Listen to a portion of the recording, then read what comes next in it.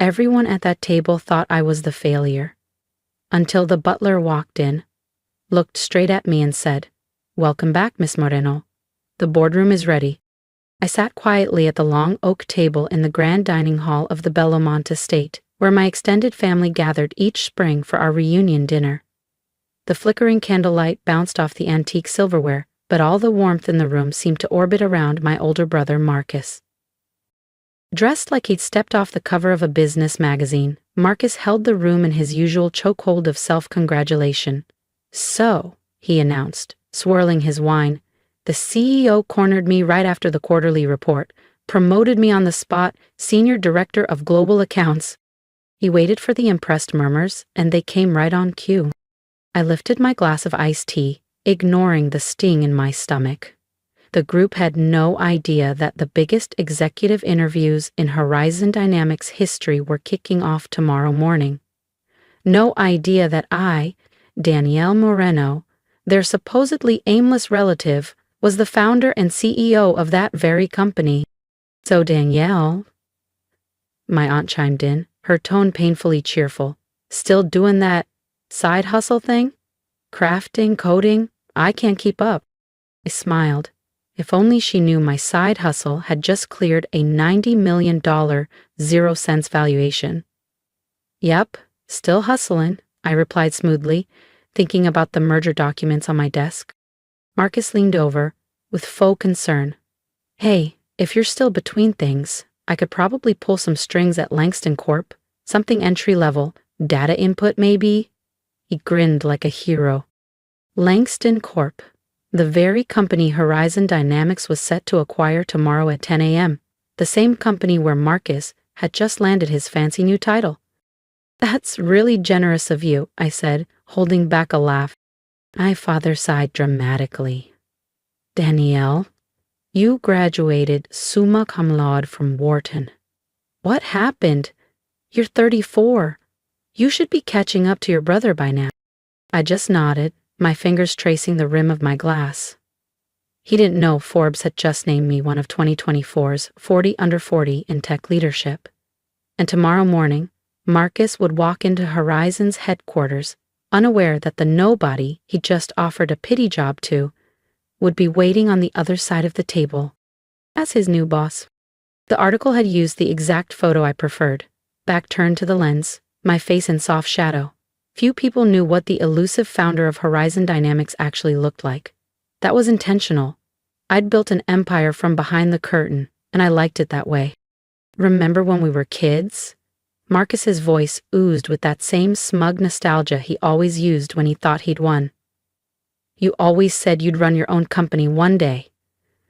"Wild, huh?" "Wilder than you know," I thought, folding my napkin in my lap. Aunt Rita, always eager to help in the worst ways, chimed in. "You know, Danielle, I have a friend with a tax prep business. Maybe she could use someone to help with forms, data entry, that sort of thing." "Thanks, Aunt Rita," I said with a polite nod, nudging my untouched creme brulee aside.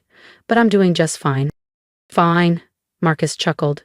"Danielle, you rent a tiny flat, drive a 10-year-old Civic, and you're what, freelancing? Meanwhile, I just wrapped the biggest deal in Langston Corp's history. Tomorrow's going to be a game changer." If only he knew. The deal Marcus was bragging about was actually the final phase of a hostile acquisition. Langston Corp had been bleeding money for 2 years. My team at Horizon had been buying its debt and equity through proxy firms since last spring. Tomorrow wasn't a merger, it was a takeover. The contract he was so proud of? Finalized by his assistant. I'd watched the entire process unfold through anonymous video feeds. Not once did anyone question the silent observer in the background. "That's wonderful, Marcus," I said evenly. "I'm sure tomorrow will be transformative." He raised his glass to himself. "To success. Some of us were just born for it." Our father smiled at him like he'd just cured cancer. "That's my boy. Smart, strategic, a real leader." My phone buzzed, a message from my assistant. "Final list of Langston execs confirmed for interviews. Marcus is first. 9 o'clock IMing sharp." "Excuse me," I said, rising smoothly. I have to take this. My mother sighed. Still taking those late-night customer service shifts? I stepped into the quiet corridor of the Bellamont Country Club. The marble floors echoed under my heels as I checked the message again. Everything was in place, and tomorrow morning, Marcus would sit across from me, interviewing for a job. The executive suite had been prepped, security briefed, and the acquisition paperwork was neatly arranged in leather folders embossed with the Horizon Dynamics logo. I stood near the tall window of my penthouse office, the skyline of Savannah glowing in the early morning haze. Everything was ready. Last night's dinner still lingered in my mind. The polished laughter, Marcus's smug smirks, my parents' subtle jabs. None of them had any idea that the freelancing daughter they pitied would be sitting at the head of the table this morning, not as their sibling, as their superior. Marcus would walk into Horizon's headquarters expecting to discuss his transition during the merger. Instead, he'd walk straight into an executive review. Led by me, I glanced at my watch. 7:42 a.m., just over an hour until he arrived. Back at the Belmont dining room, Marcus had still been playing the hero. "Success is about taking charge," he said as I returned to the table, his voice slicing through the air like a toast. "Some people just don't have the guts for it." "You're absolutely right," I'd replied with a faint smile. "Tomorrow's going to be enlightening." He smirked. "Ah, finally considering that assistant role I mentioned." "Something like that," I said, raising my water glass. "To new beginnings." Driving home later, I'd let the laughter fade behind me, replaced by calm determination. My so-called tiny apartment was actually the penthouse suite of the Orion Residences, Savannah's most exclusive high-rise. The vintage Porsche I parked in the underground garage, paid in full the same week I secured the final stake in Langston Corp. As I reviewed the documents one last time that night, the irony nearly made me laugh. I had built Horizon Dynamics from a borrowed laptop and a rented co-working desk. Now it spanned multiple continents, and today, it would absorb the very company that made my brother feel powerful. The next morning, I stepped into my private elevator, the gold key card clicking smoothly into place. The numbers lit up: 30, 31, 32. Top floor, executive boardroom. I adjusted my blazer in the mirrored walls. Today wasn't about revenge. It was about recognition. And the moment Marcus sat across from me, resume in hand, I'd give him exactly what he thought I lacked: power, control, and clarity. Only this time I'd be the one making the offer, if I decided he was worth keeping. I stood in the corner office of Horizon Dynamics headquarters, watching the Savannah skyline bathe in golden morning light. The glass walls reflected someone far removed from the so-called failure my family thought they knew. A woman in a precisely cut steel and Marlowe suit. A woman in control. "Good morning, Ms. Moreno," my assistant Casey said as I stepped out of the elevator. "The Langston Corp executives are waiting in the main conference room. Your brother arrived 15 minutes early." Of course he did. Marcus always had to be first, always had to dominate the room before anyone else arrived. "How many times has he mentioned his new title?" I asked. AC tapped her tablet, barely suppressing a smile. 8 times. Also referenced the Langston-Anderson partnership 4 separate times. I smoothed my blazer, glancing once at my reflection in the brushed steel wall. "And security?" "In place, phones and devices collected, no leaks."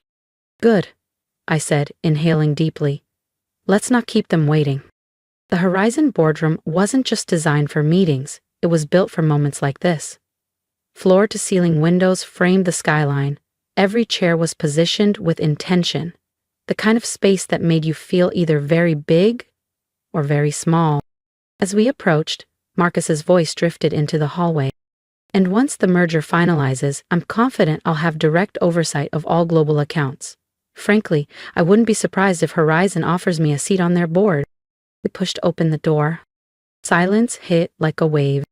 Marcus, halfway through what had to be another one of his humble brags, turned toward the entrance. His confident expression faltered as confusion swept over him. "Danielle?" He blinked.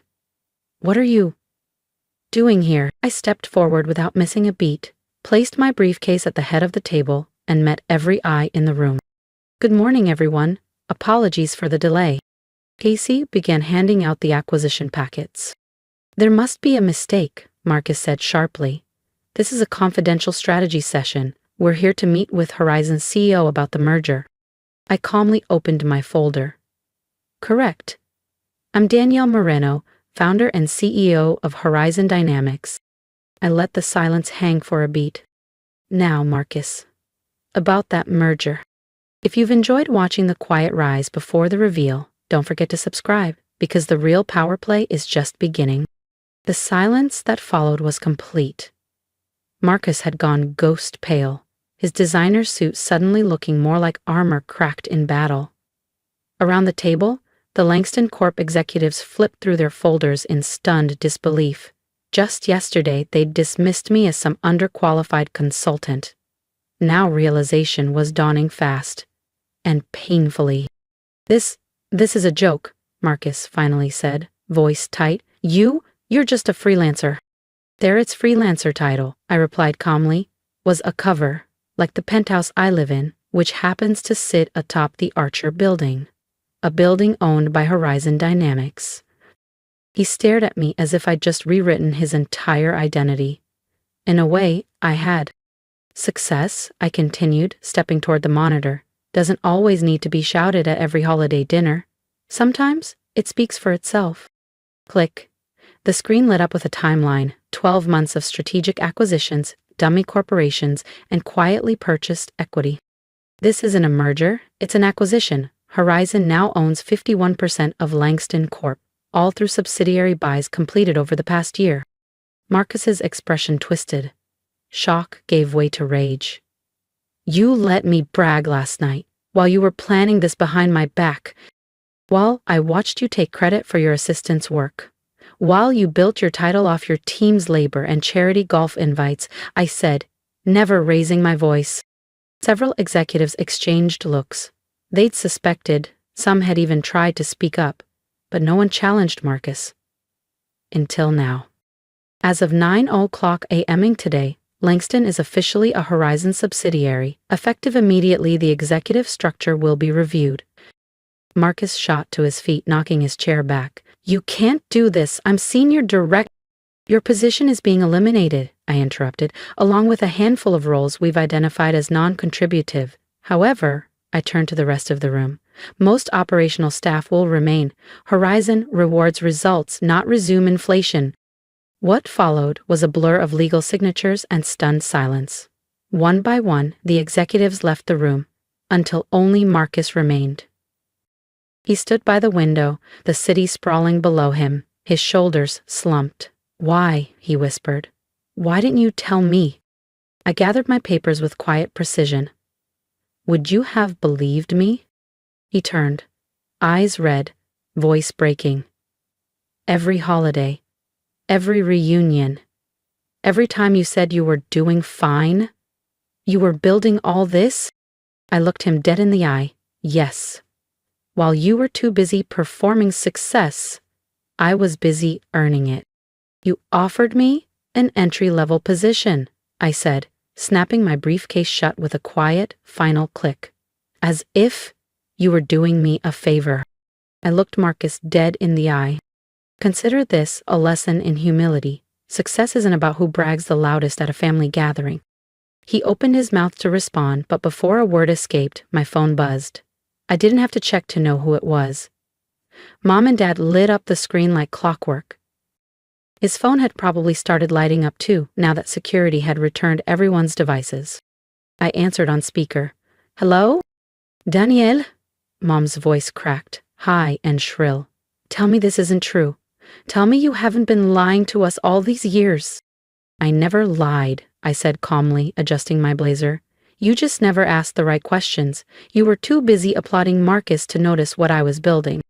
But we tried to help, she insisted. We offered to help you find a real job. I was busy building $1 billion company, I said simply.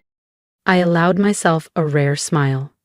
Though I'll admit, watching Marcus offer me an entry-level role at a company I was about to acquire, that was pretty entertaining.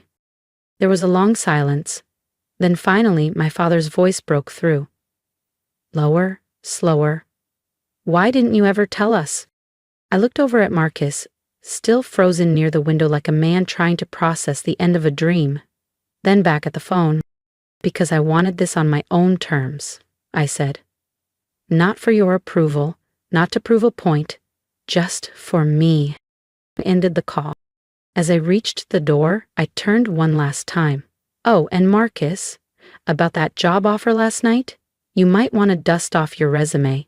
Feel free to apply through HR. The Knox family reunion? Different. Gone were the jabs about my freelance phase. Instead, second cousins who once avoided me now leaned in when I spoke. People who used to mock me now asked for startup advice. Marcus wasn't there.